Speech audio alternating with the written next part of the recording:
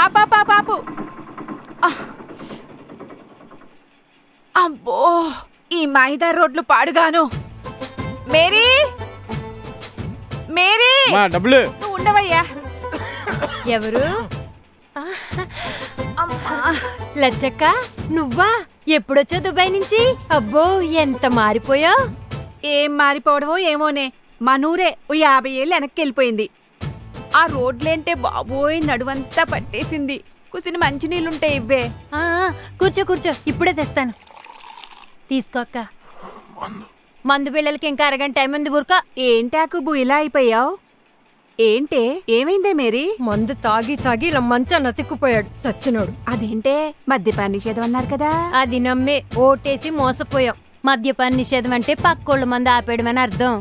పచ్చిసారకి స్టిక్కర్లేసి ఆయన మందు ఆయన అమ్మేసుకుంటున్నాడక్క.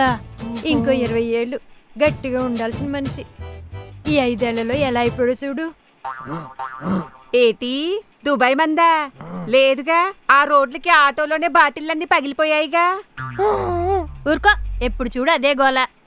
అది సరే గాని దుబాయ్ నుంచి ఉన్న పళంగా ఊడిపడ్డావేంటక్క? ఎలక్షన్లు కదా, ఓటేద్దామని వచ్చాను. మళ్ళీ ఈయనకేనా? ఊరుకోవే, తెలిసి తెలిసి మళ్ళీ మళ్ళీ అదే తప్పు చేస్తావా ఏంటి? ఈసారి ఆయనకే. నేను ఆయనకే.